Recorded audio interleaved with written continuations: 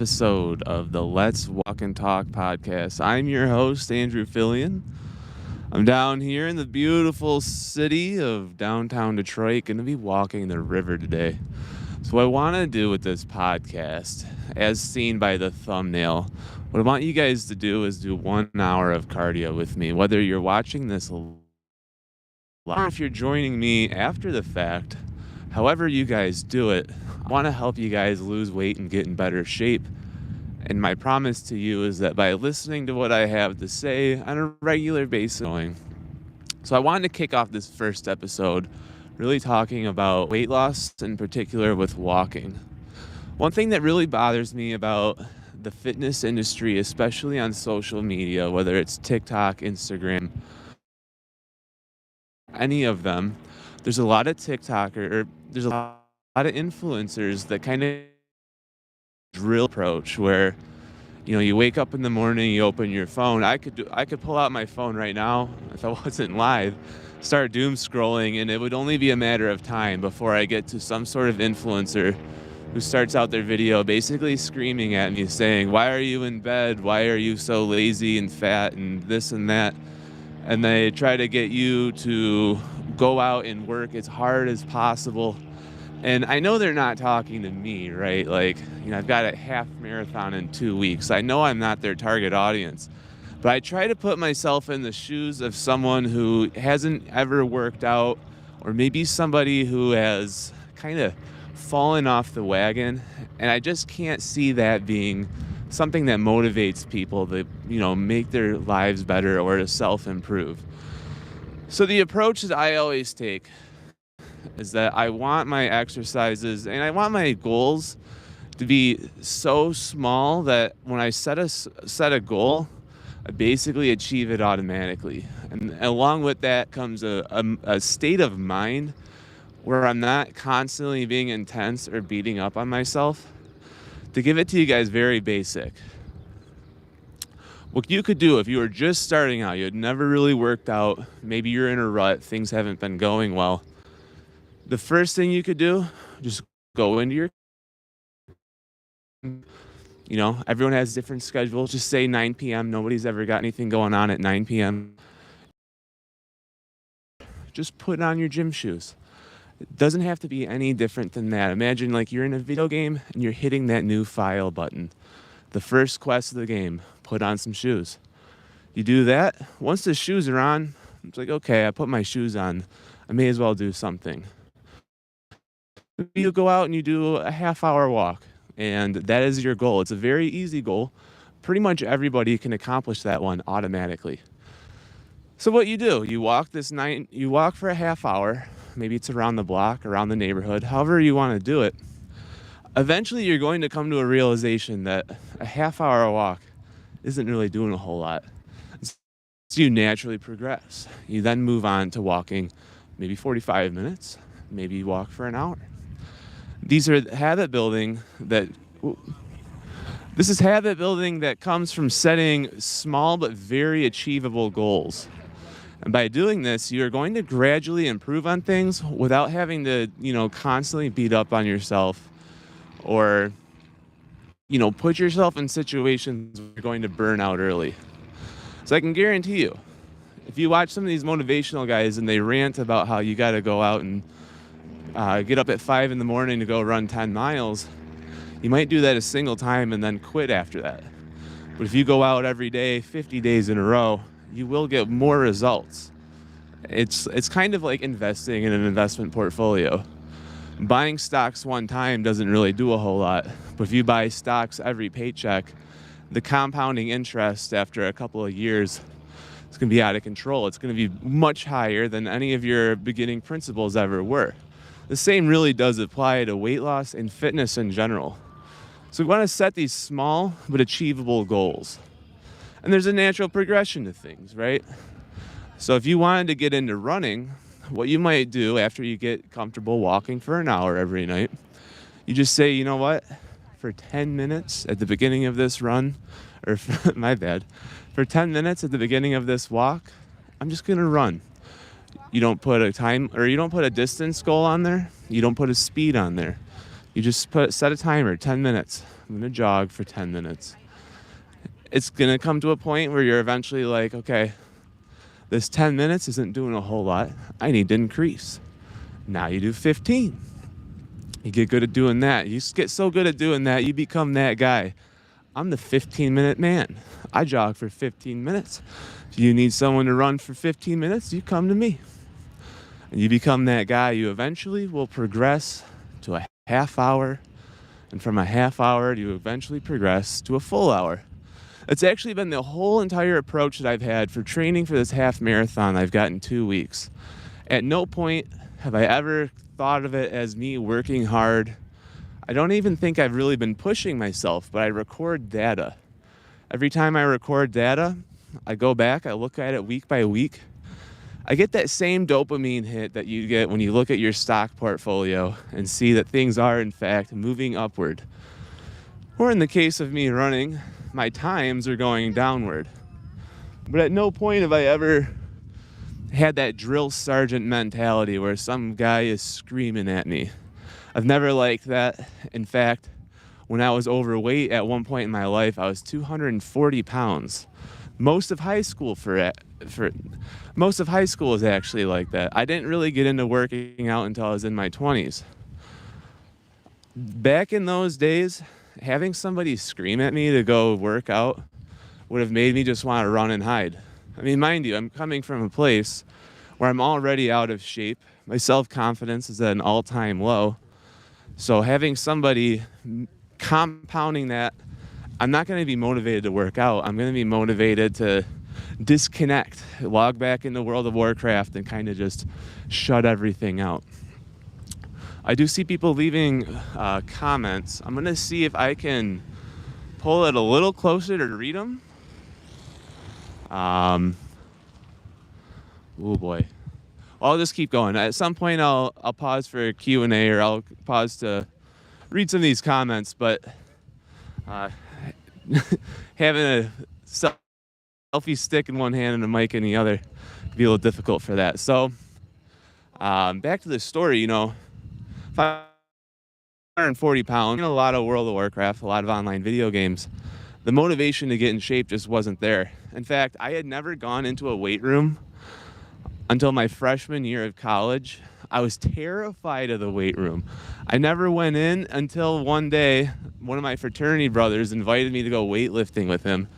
And then there was kind of that safety in numbers. I was actually afraid of getting bullied in the gym.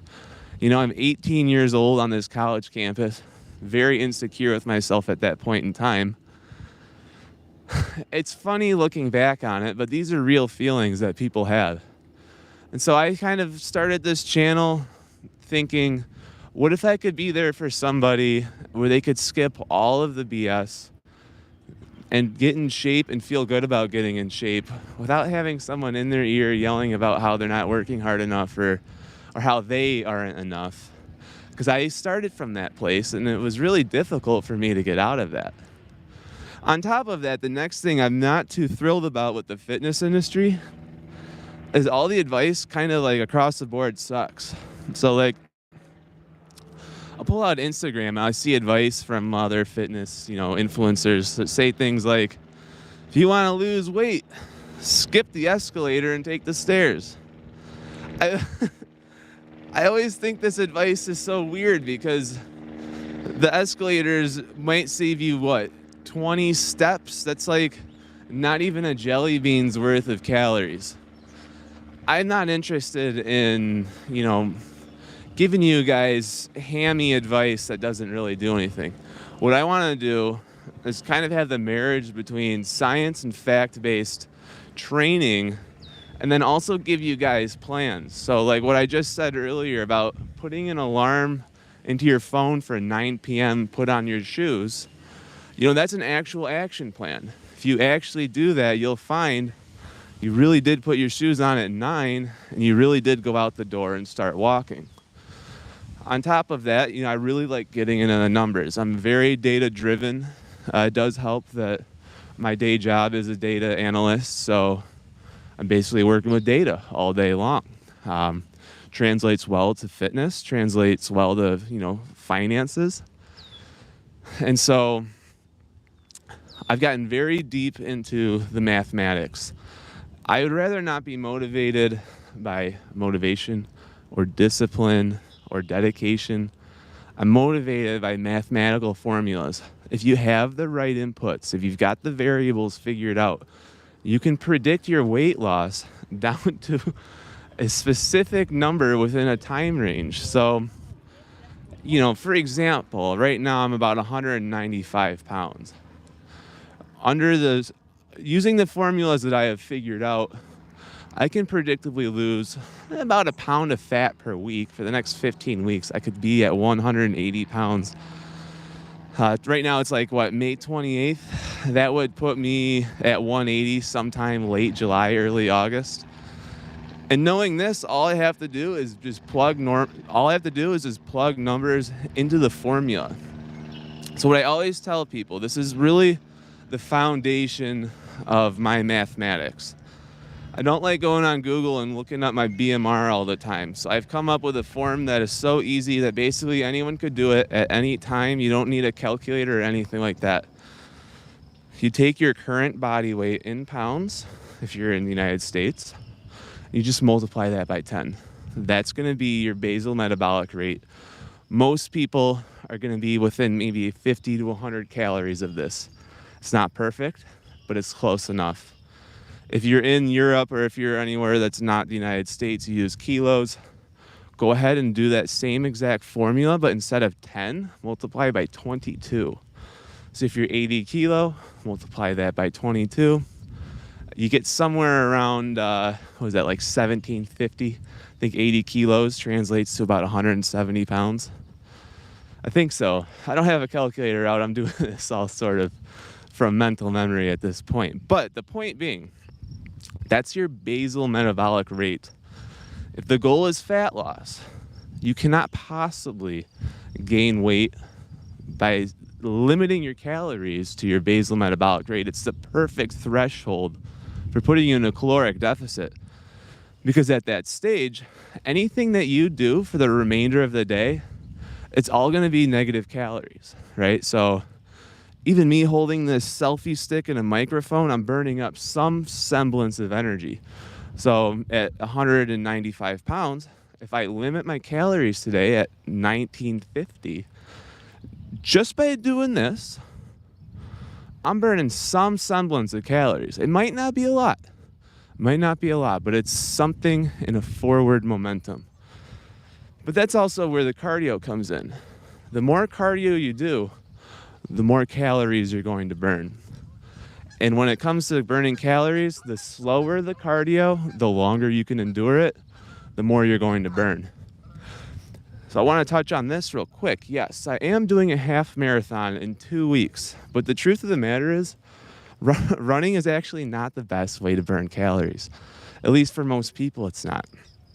If you think about it like this, if you're not very well trained, and that's okay, everyone's starting from different places. If you're not very well trained, you might have a really hard time running 3 miles. 3 miles is maybe 330, 350 calories, depending on your body weight. But with walking is basically 100 calories, again, depending on body weight, but each mile walked is about 100. And if you walk and you have the time for it, you could basically walk all day. 2 hours at a time, put on a podcast, maybe you put me in your pocket and you go for that walk. Well, you might be able to knock out 7, 8, 9, 10 miles per day if you had the time, and you would end up with almost 3 times the calories burned than if you were someone that goes out and does a lot of running. Now, of course, as you do get in better shape, namely, like I'm training for this half marathon, when I go for long runs, I'm knocking out, 9 or 10 miles. So sure, I'm getting a lot of calories burned there, but it took a long time for me to train up to that level of fitness. If you're someone that's maybe 250 pounds or more, ideally, I really wouldn't want you guys doing cardio at all. At least not like steady state cardio, like running or swimming or intense cycling. Riding a bike is fine. But these are activities I think is better off when you've already reached a body composition that is leaner. Because truth be told, if I put on a 60-pound weight vest right now and I went for a run, I would be in shambles. I would actually be in physical pain. So I extrapolate that idea out further. If you weigh 60 more pounds than me, I don't want you guys to run. I would rather you guys go out for walks. If you're out walking, you can walk basically all day. And by doing that, you would end up with a larger calorie deficit by the end of the day, and things would work out so much better. So I really do like taking the small goal approach. You do what you can and try to increase week after week. So I'm here in Detroit, and we have got a beautiful day here in the month of May. There's a Grand Prix going on next week, so I think what I might do for the next episode, I'll take you guys over to this aisle. It's called Belle Isle. The cool thing is, most years, this Grand Prix race was actually on Belle Isle. They moved it to downtown Detroit this time. So, just saying hello from Michigan. You can't really see the skyline from this angle, but I'm about a mile out from the actual downtown. What I like about doing this format, what I want to do with this podcast in general, I'm still doing my original content. Going to release videos every Monday. It's going to be, storyline based videos. They have a beginning and an end. There's editing, there's scene changes, all that fun stuff.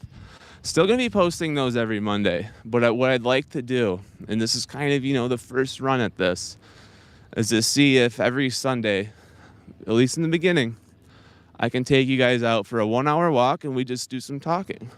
It allows me to slow things down a little bit so I'm not racing from point to point. I get to collect my thoughts, and you know what? Sometimes I like to talk about other things.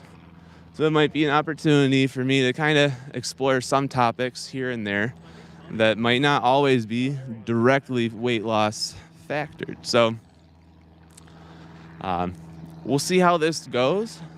I went live for the first time last week. So here on YouTube, you don't get to go live unless you are like an officially monetized channel. You have to get 1,000 subs to even get the button. Hit 1K maybe about a week and a half ago. Got that button. I was like, sweet. Let's take this opportunity, go live, see what happens. I had a lot of fun. I did it at a Big Boy. So one thing, if you're joining for the first time, I'm a very, very big keto and carnivore guy. So basically my diet right now, because I am also losing weight, I'm eating primarily bacon. We're going to get in really good depth about that here in a second, but I just kind of want to give you guys the overview. So maybe any given day, my calories are coming between 50% and 80% from bacon. My top 3 foods that I'm having every single day is, bacon's in first place. Then it goes probably blueberries. And then after that, it's sardines. I mean, I'm eating those like clockwork. It's basically quite literally like 80% of my diet. But it's really working for me. It's not exactly carnivore, but it's really close. I know that some carnivore people are very much against the fruit. I would like to change people's minds on that. When it comes to fruit, hold on, I got a burp. Well, I think I got another burp too. Here we go. When it comes to fruit, you really cannot overeat fruit. It would be very painful and very difficult to pull off. I'll give you guys an example. The frozen bag of blueberries at Costco, it's a 3-pound bag, and that entire 3-pound bag of blueberries. Ooh, what we got here? Turkey bacon. Ooh, I'm on keto. Yay, me too. Me too. So this 3-pound bag of blueberries from Costco is 700 calories. I'm able to fill up like a cereal bowl, your run-of-the-mill cereal bowl. I can fill that thing up 7 times per bag, which means that each bowl is only 100 calories. Now, if you are gaining weight, I guarantee you it's not from having 100 calories of fruit at a time. There's something else in your diet that's doing it.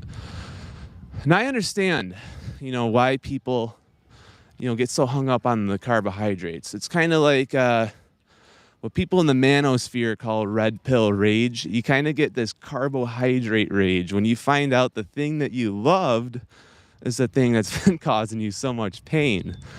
So if you find yourself at 250, 270, maybe even 300 plus pounds, and you find out the reason that you gained all this weight is because, your insulin is so resistant from years upon years of heavy carbohydrate eating, it's not a stretch to me that you might develop an irrational hatred for carbohydrates. And then you kind of get this crippling fear, like Andrew, I tripped. I fell and a blueberry fell in my mouth. Did it break me out of keto?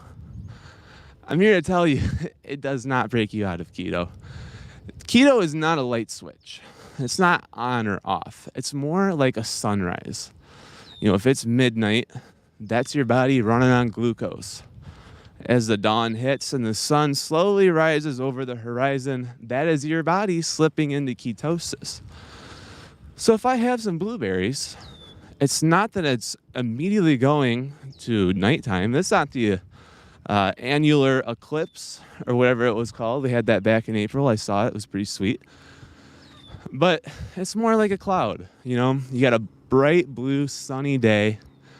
Every once in a while, those big fluffy clouds come rolling through. It blocks the sun for maybe 15 or 20 minutes. Then you're back to a sunny day. That is how fruit is on keto. I have blueberries very often, but especially at night. I know that nighttime is a big time for sweet tooths, and I've decided instead of trying to fight it, why don't I instead feed it? And I can do so with blueberries. It's low enough calorie, and if I have them frozen, it's kind of like having ice cream. Can you imagine if every single night you could have ice cream and still be incredibly lean and have a good physique and your body feels good all the time? You'd be living the dream.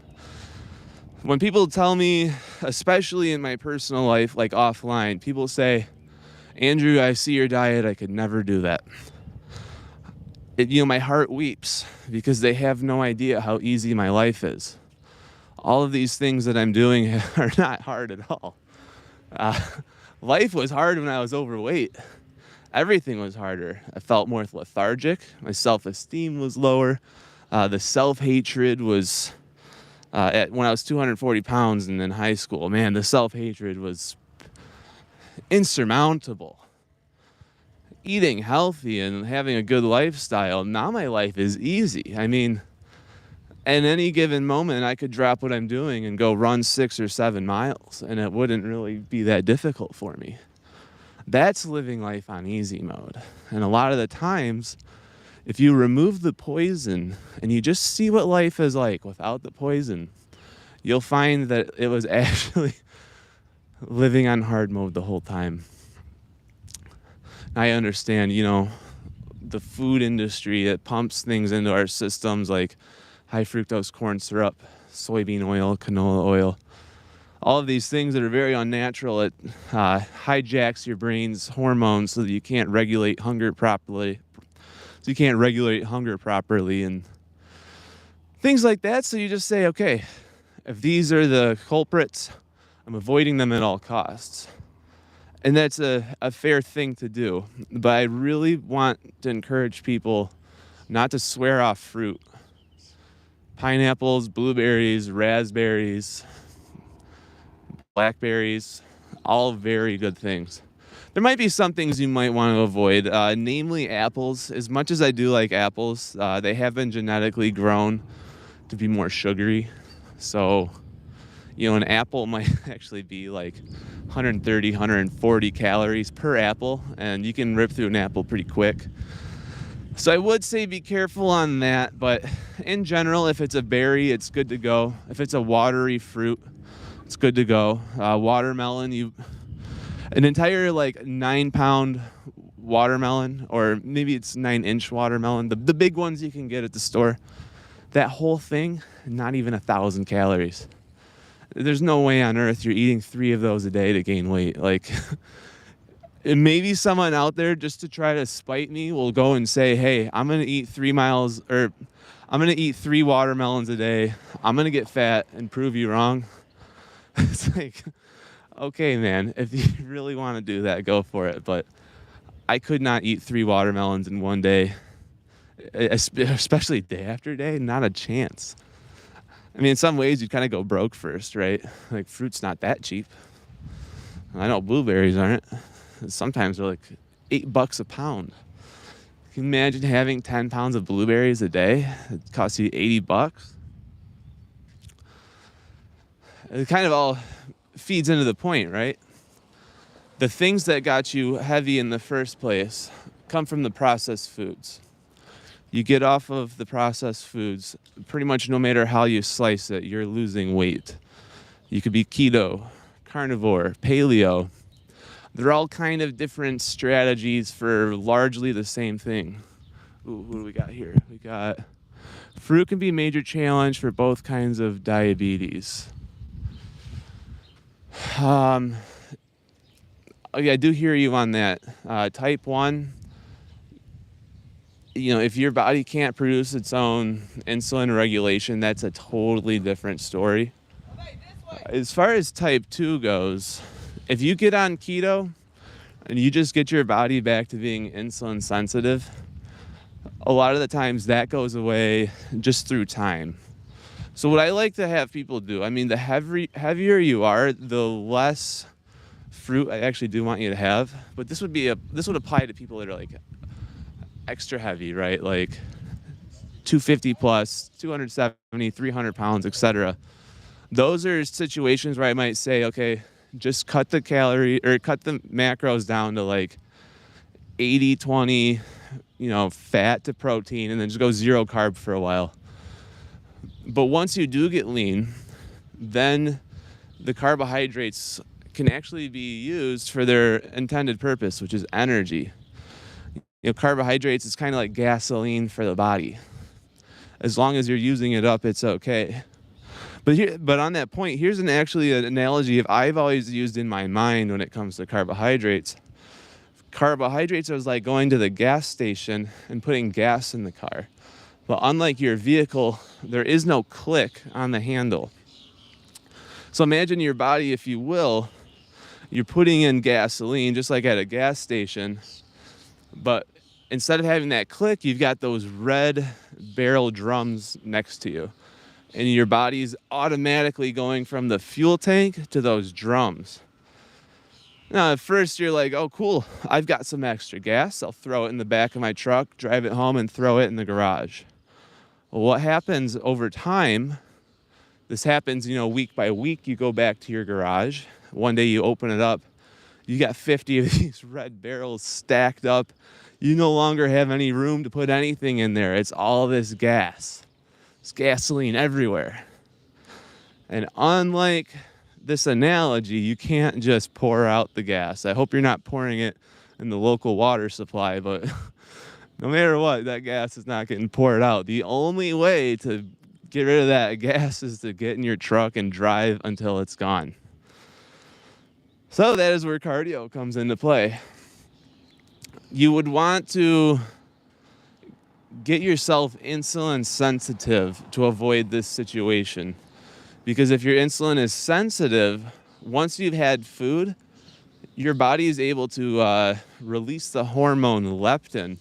Leptin is what shuts off your hunger hormone. So like that rumbling in your stomach, you eat a meal that goes away. That is leptin being released into your brain. So that is really, really awesome. And ironically enough, I actually think it's easier to stick to a 2,500 calorie diet as opposed to a 3,000 calorie diet, because the more you eat, the more insulin resistant you get. It's going to sound weird, but when I've done bulk diets for bodybuilding, when I'm having 3,000 or 3,500 calories, that's when I get just this crazy, uncontrollable hunger. I mean, wow. I could have 2 cups of rice with some like chicken breasts or whatever after going to the gym and lifting. And 2 hours later, I'm like tearing the kitchen apart. And that's because of the insulin resistance. The more you eat, the more resistant you get. If you can cut that out, you'd be in pretty good shape. That's why even when I'm working out really hard, I kind of try to stay in that 2,500 calorie band. You know, I can go a little bit in each direction, but I really do try not to exceed 3,000 calories pretty much under any circumstance. Ooh, what do we got? I have problems getting enough calories. Let me see if there's a way for me to pull up the chat log. Sorry, guys. Let me get this thing going here.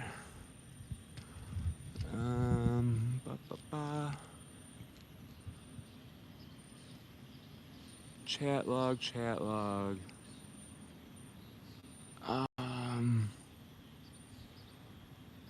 I promise I'll get better at this over time. Just looking at my phone on my end, I can see when you guys chat, but I don't get a chat log. Oh, wait. Oh, if I swipe my finger. Here we go. Okay, I have problems getting enough calories on keto sometimes. All right, great question. This is something that it's almost a good problem to have. When you get on keto, a lot of times your insulin sensitivity is so high that very small amounts of food will satiate you. In the case that you're not getting enough calories, what you would want to do, I mean, first and foremost, you should be tracking, because without tracking, you don't actually know if your calories are low or not. But there are things that you can do that are just kind of like caloric bombs. I don't know if you're into, butter or bacon grease, but I have sticks of butter and also a jar of bacon grease in my refrigerator that I can basically throw on top of food at any given time. It's going to add calories to it. Some people have suggested doing that with coconut oil and olive oil. That's also an option. If you're not getting enough calories, you could always just also have some more protein. So if your keto macros have been really high, like 80-20, you could drop that down to maybe like 70-30, kind of up the protein a little bit. And that would just naturally pull your calories up. It's really hard to overeat on deep keto macros because you just stop eating. And I know from personal experience, if I have more than 2 pounds of bacon in one day, basically I'm just not hungry at all. And I have to kind of like remind myself to eat. So you just up that protein a little bit. The protein will spike something called gluconeogenesis, which isn't exactly a bad thing. Gluconeogenesis is the procedure where your body turns protein into glucose. Even just having a little bit of this, nothing crazy, but just a little bit would go a long way at kind of increasing your hunger enough so that you actually do get enough calories. But that would be very like case by case, right? For most people, calorie reduction is the most important thing. So getting into deep keto is for most people going to, do the most good. But on top of that, I really do like doing these long walks and cardio. I have found through experience that going below 1,500 calories in any given case will start making me feel a little wonky, especially if I'm trying to exercise. So when it comes to weight loss, you can reduce calories or you can increase your expenditure, or you do both. Both is perfect. If you're on like a 2,000 calorie diet and you're going for crazy walks, like let's just kind of run the numbers here. If a pound of fat is 3,500 calories, then that means over the span of a week, what would be 35 times, or 3,500 times 7 would be, 17,500? I just did that in my head. I could be off by a number or two. But if it's 17,500, then we know, okay, that's kind of like your total. Let me rephrase this. If a pound of fat is 3,500 calories, let's just say we want to lose 2 pounds of fat per week. You would need to be in a 1,000 calorie deficit for the whole week, or per day for the whole week. So that would total out to be 7,000 calories. If your basal metabolic rate is, let's just throw this number out for example, 1,800, that means in order to have that 7,000 calorie deficit, you'd have to have your calories down to 800 calories? That's craziness. That would be absolutely crazy. That's where the cardio comes into play. If you are able to burn 1,000 calories per day in movement, then you could have 1,800 calories and still be in that 1,000 calorie deficit and hit 2,000 and hit 7,000 calories per week for 2 pounds of fat. The more you walk, the more you can burn. How's it going? Yeah, and I walk all of them. Yeah, me too. All right. Have a good one. So if you can walk 7 to 10 miles a day, the fat loss is basically automatic. You would pretty much just have to stick to 2,000, 2,500 calories, and you could very reasonably lose 2 pounds of fat per week until you reach your goal body weight. That's why I like walking so much. It's so easy. It doesn't hurt. Yeah, you can do it while doing other things. I mean, I'm literally talking to you guys and walking, holding the selfie stick and a microphone. You could be talking on the phone. You could have me in your pocket. Walking is amazing for getting those calories. Oh, we got some bikers. Whoa. Look at that. What do you think, guys? Should I train for a triathlon? I went for a bike ride yesterday. I'll get back on topic, but I went for a bike ride yesterday. A buddy took me out to some mountain biking trails. And I don't bike. My butt hurts really bad today. It's not that the biking was hard, but I don't have the tissue built up in my butt to handle being in a seat that's bouncing like that for an hour and 45 minutes. So wow, did that hurt. I respect the bikers. I never really thought about how difficult it is to sit in those things for that long. But back on topic for walking. If your target is to hit 2,000 calories per day, you walk 7 or 8 miles. That's big money right there. You're basically going to automatically lose the weight. I know everyone's busy at work. We got different lifestyles. Some of us work in the morning. Some of us work at night.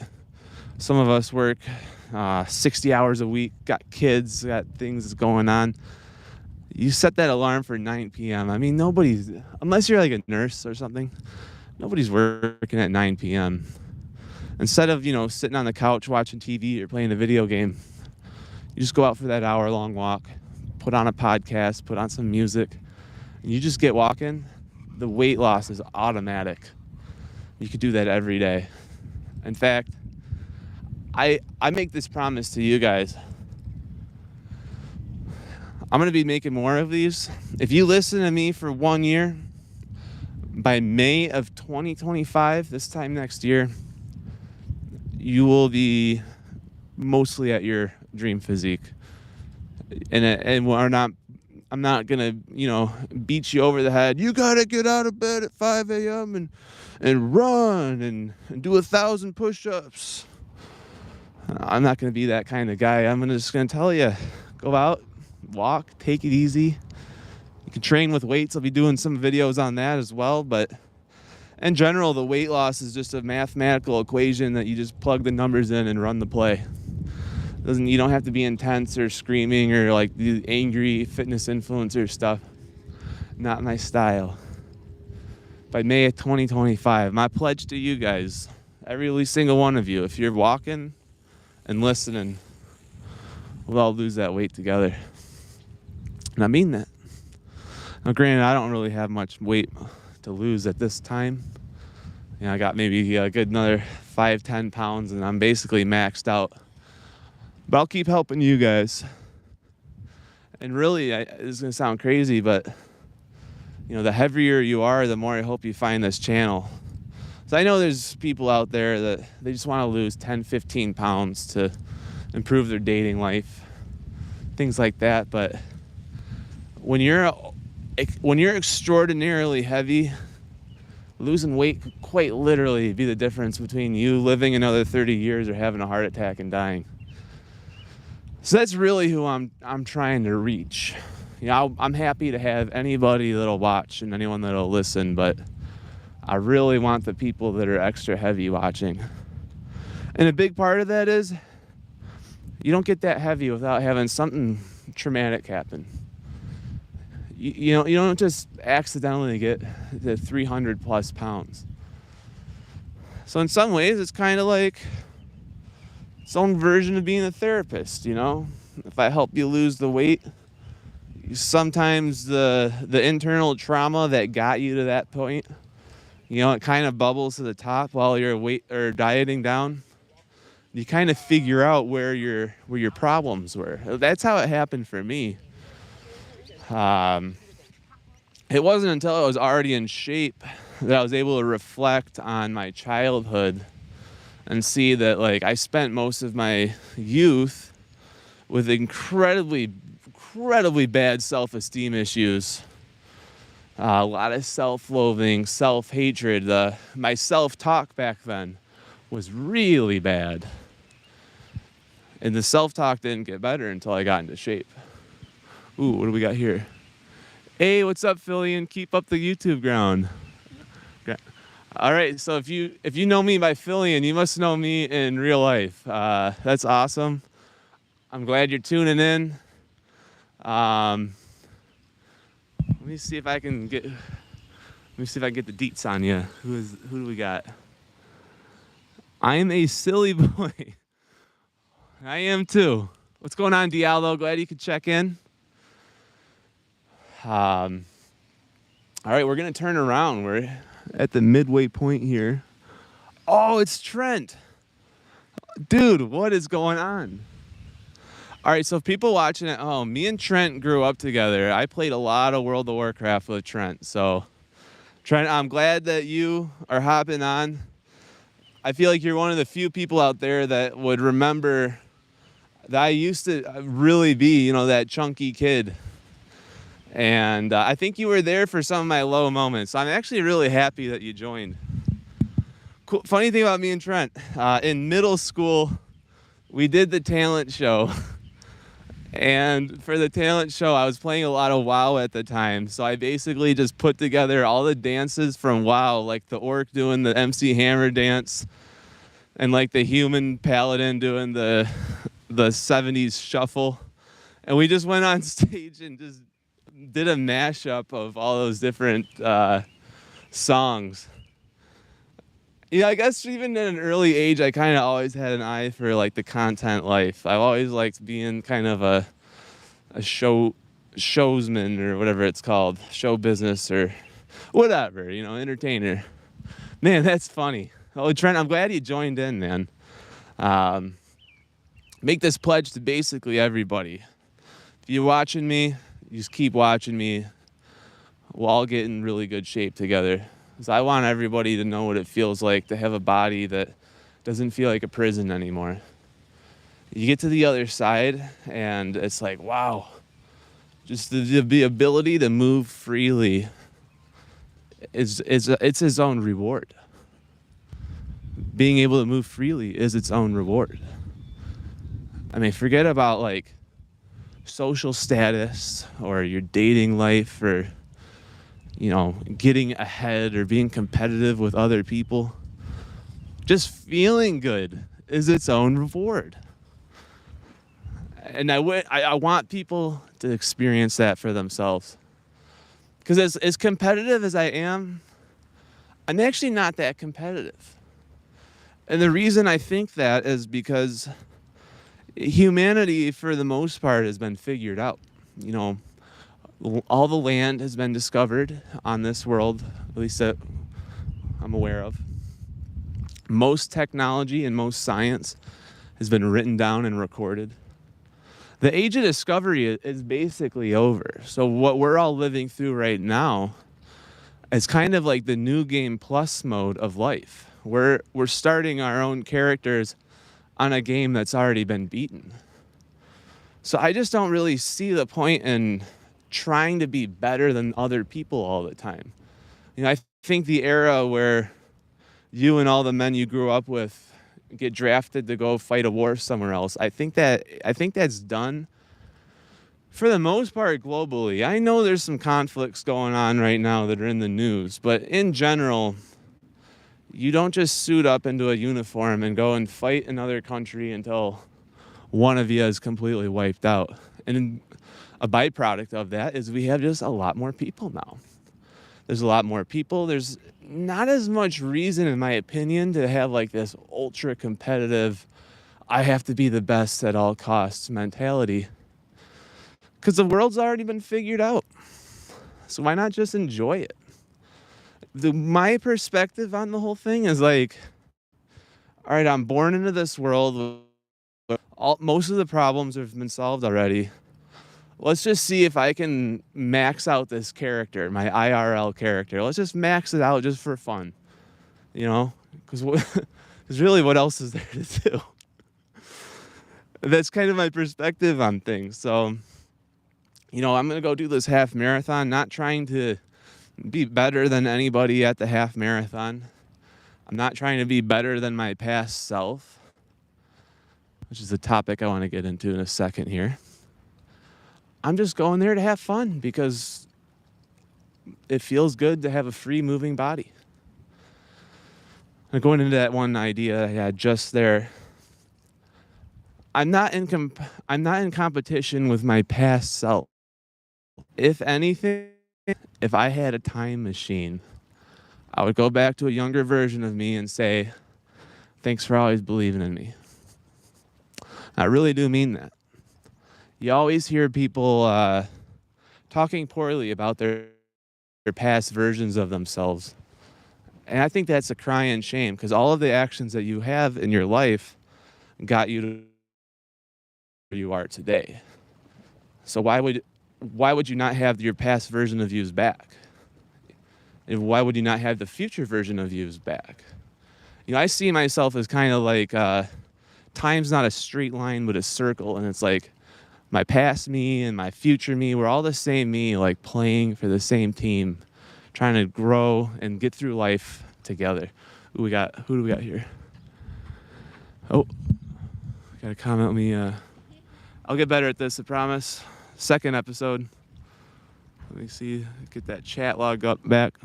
Yeah, man, you didn't even know, but in my early 20s, I got to 295, lost half my body weight in the following years. Dude, I'm so happy to hear that, man. If you don't mind me asking, where are you at right now?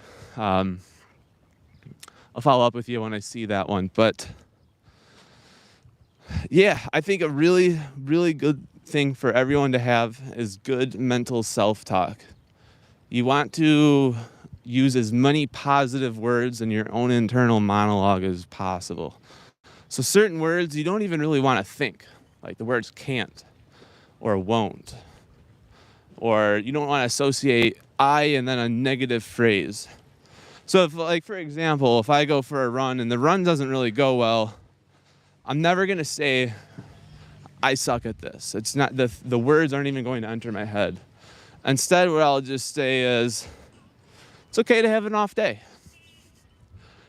It's okay to have an off day.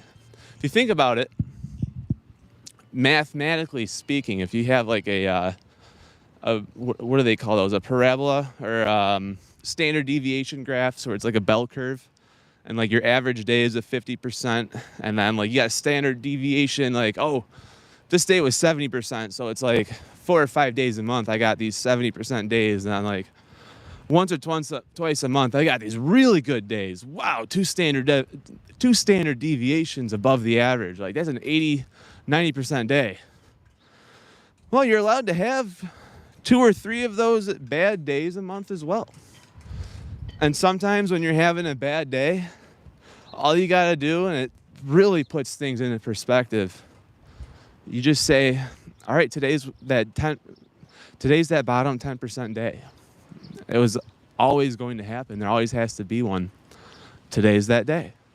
And it puts things into perspective, and it allows you to kind of mentally reset the next time you wake up. Because the next time you wake up, it's a different day. I never want to use poor self-talk. I never want to beat up on myself or use language that is going to tear myself down. I only want to bring myself up. And by extension of that, I don't really want to tear other people down either. So I'm always very intentional with my words. I try not to insult people as much as possible. I know it's, nobody's perfect, right? Like if you get under my skin enough times, I might really lay into you. But in general, I try to just sort of have compassion that everybody's kind of going through their own mental struggles.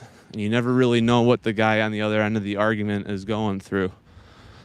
And that's true for me too, right? Sometimes I might be a little terse with people when I'm having a bad day, and I'll take out some of that negative energy on other people. I just try to be aware of that and limit it as much as I can. All these things are related, losing weight, getting in shape, being a better human to people around you. They all are kind of like positive feedback loops that kind of feed into each other. And that's my thing. Like, we got this phrase, toxic masculinity. I want people to say that Andrew guy has toxic positivity. This dude's just always excited about life and like is happy all the time and is trying to spread that even when maybe it's not always appropriate. Maybe there is a time for everyone to be sad and miserable. I'm still going to promote positivity anyways. I mean, how couldn't you? Look at this. It's May, almost June. Perfect weather. 80 degrees, sunny. There's about to be a bunch of race cars running through Detroit next weekend. I mean, life is good. I don't see any reason to be upset. And when the seasons change, I'll bust out that snowboard and I'll be even happier. Plus, it'll be hockey season again. Had my last hockey game on Thursday. We lost in game 3. No banner this year, guys. No new banner. We'll get them next time, next season. And that's kind of my vibe for life. All right, so it looks like I got about 7 minutes left. Let's do some Q&A. Positivity is so contagious, man. Such an underrated personality trait. I appreciate that a lot. I wasn't always positive. I didn't become positive until I was around positive people. It really is contagious. I spent a lot of time in my life with the self-hatred and, lashing out at other people as well. It wasn't until I started getting, oddly enough, role models through YouTube that I started hearing other perspectives that started to kind of change my own way of thinking for the better. And it's my time to kind of pay it forward. There's one more analogy I kind of want to make. I know not everyone's religious, but I started reading the book about 2 years ago. First timer. I grew up Catholic, but I didn't pay attention to these things. Well, I read the whole Bible, and if you're a Bible reader, you know about a guy named Paul. So Paul lived 70 years after the passing of Christ. And at this point in time, Christianity actually did not exist. After Jesus died on the cross, Christianity, for the most part, was like stopped dead in its tracks. In fact, the Pharisees were kind of hunting down his own believers and wiping them out. So 70 years later, like the word of Christ was just something that was at like a hush whisper until this dude named Saul heard the word. He heard the word of God in the burning bush. Sorry, I got a burp. Everyone knows the story of the burning bush. This dude Saul, he was the worst of all the Pharisees. I mean, this dude was quite literally out there killing people. He hears God's word, and God says, "You're now my messenger. If your soul belongs to me, or you're going to burn in hell." Basically, in layman's terms. So he basically shed everything. He completely devoted his life to spreading Christianity. Now, where this all ties in with the analogy that I was making before about positivity and spreading the word, there was a guy named Timothy. Now, during the time of Paul, this dude was going around everywhere spreading the word and basically like getting his ass beat everywhere he went, right? So all over Macedonia, dude ended up getting executed there. In fact, there was one guy in particular that just really bought in and just really believed what he was saying. This guy's name was Timothy. Well, Paul ended up getting executed. So even though Paul technically started Christianity, it was Timothy that spread it. And the analogy I get from that is that we all have mentors in our lives that improve us and make us better. And then it's our duty to step up and be the mentor for the next person in line. And so I kind of think of myself not as Paul, not as Christ, but as Timothy. I'm the guy that heard the word and was like, all right, now I have to be the one that steps up and spreads the message. And I don't want to be too hammy. I only started reading it 2 years ago. So you could say I'm a new believer. But that's kind of the perspective I have on life. Is like, all right, I got in really good shape. I've done 7 bodybuilding shows. Got a half marathon coming up in 2 weeks. My mental state has never been better. I'm sober. I haven't had a drink in almost 3 months. Haven't had nicotine since November of last year. Used to be a big cigarette smoker. Haven't put a $20 bill up my nose in, I don't know, maybe 4 years now. You could pretty much say I've completely eliminated all vices from my life. I'm a happy man. I'm enjoying every minute of it, and I want to make sure that the next person in line gets to experience this too. Because I've been all over the map. I've been at the lows. I guess you could say right now I'm kind of at the highs, although I think we can get even higher. Nothing makes me happier than seeing people say that like things are going well for them. I've been taking on weight loss clients, and like I don't really have much weight left to lose myself. But when I do my client check-ins and they've lost, like 2 pounds week over week, and I get to look at their graphs, I get the exact same dopamine hit as I would get when I was looking at my own graphs. So it's like the more clients I take on, the more dopamine I'm gonna get. Just being like, yes, let me see those weight loss numbers. Let me see those graphs pointing downwards. I guess this would be a good time for a self-plug. If you're interested in private one-on-one coaching, you can send a message to me through either Discord. I'll try to put a link to my Discord in the description of this after I post it. Oh man, bikes everywhere. Oh, they're coming in both directions. Woo! Or you can get a hold of me by sending me an email. I'll have my email address also in the description of this video. Either way is fine. We can link up, do a one-on-one phone call, see if, coaching is something that makes sense for you. Go over pricing. Beyond that, I do believe if you just listen to me, we'll probably start out with this once every Sunday, and then as I, improve and get better, maybe try to up that up to a few times per week. If you just keep listening to my content, I'm confident that within 1 year's time, you could get into your own dream physique. don't have to be doing bodybuilding shows, don't have to be doing crazy stuff, but most people can get down to that healthy body weight within 1 year.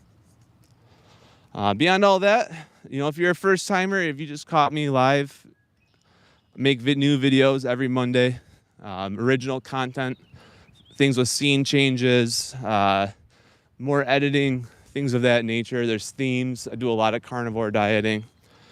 So make sure to subscribe to the channel so that you get updated on that. I think you guys would really enjoy some of the various topics I have to talk about. Video coming out tomorrow is purely gym based, so if muscle development is something that you're looking for, if that's something you're after, this video is gonna be right up your alley. I'll make more of those too going forward. And with that, I think we're getting close to the hour. Oh, we're a little bit past. So I'm about 5 minutes to my truck. We're 1 hour in. So I think this is gonna be where I wrap. I'm really glad for everybody that joined. This was a lot of fun. I'm definitely gonna keep doing these. And just as the thumbnail to this says, put me in your pocket. When you go for a walk, you just throw, sorry, there's people screaming. Put me in your pocket. When you go and do cardio, just put me on. We'll lose this weight together. We'll talk about the different ways of accomplishing that, and I'll help you guys get educated enough that you can build your own plans and accomplish your own goals. All right, with that, you guys, I will see you in the next one. Peace.